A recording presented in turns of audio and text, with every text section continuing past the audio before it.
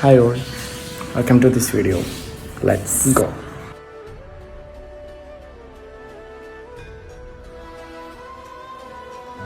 കൊച്ചി 1510-11 കാലഘട്ടം. അവിടെ നിന്നും ഒരു കപ്പൽ പുറപ്പെടുകയാണ്. കൊച്ചിയിൽ നിന്നും ലിസ്ബൺ, അവിടെ നിന്നും റോം. സഞ്ചാരപാതയിൽ പല താൽക്കാലിക കേന്ദ്രങ്ങളുണ്ടെങ്കിലും പ്രധാനപ്പെട്ടവ ഇവയാണ്. കപ്പലിലെ പ്രധാന യാത്രികർ കേശവനും ചീരനുമാണ്. പോർച്ചുഗലിലെ മാനുവൽ രാജാവ് ലിയോ 10 മാർപ്പാപ്പയ്ക്ക് സമ്മാനമായി അയക്കുന്ന ആനക്കുട്ടിയാണ് കേശവൻ. അവൻ്റെ പാപ്പാനാണ് ചീരൻ.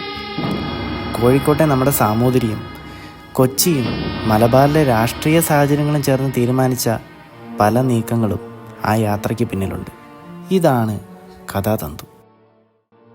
രാഷ്ട്രീയവും മതവും മലബാറിലെ ജാതി വ്യവസ്ഥയും എല്ലാം ഇതിലെ കഥാപാത്രങ്ങളാണ്. കടൽ യാത്രകളും ചരിത്രത്തിൽ മാഞ്ഞുപോയ പല യാത്രകളും വ്യക്തമായി നോവലിലുടനീളം ചർച്ചയാകുന്നുമുണ്ട്.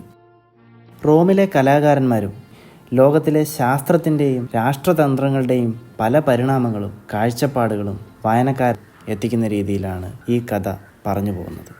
ഇപ്പോൾ നടക്കുന്ന പല കാര്യങ്ങളും നിലനിൽക്കുന്ന പല സിസ്റ്റങ്ങളും എങ്ങനെ ഉരുത്തിരിഞ്ഞുവെന്നും അതിൽ ആർക്കെല്ലാം നേട്ടങ്ങളുണ്ടെന്നും ചിന്തിച്ചെടുക്കാൻ പ്രേരിപ്പിക്കുന്ന അധ്യായങ്ങൾ ഈ ചരിത്ര നോവലിൽ ഉൾക്കൊണ്ടിരിക്കുന്നു.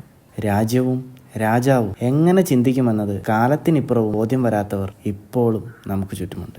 പല അധിനിവേശങ്ങളും വാണിജ്യം എന്ന പേരിൽ കൊള്ളയടിച്ചുണ്ടാക്കിയ സാമ്രാജ്യങ്ങളിൽ രാജ്യങ്ങൾ മാത്രമല്ല മതങ്ങളും മതനേതാക്കളും പങ്കാളികളാണെന്ന് നാം ചിന്തിക്കേണ്ടിയിരിക്കുന്നു. വായനക്കാരൻ്റെ ചിന്തകൾ തികച്ചും പേഴ്സണലാണെന്ന് ഞാൻ ഓർമ്മിപ്പിക്കുന്നു.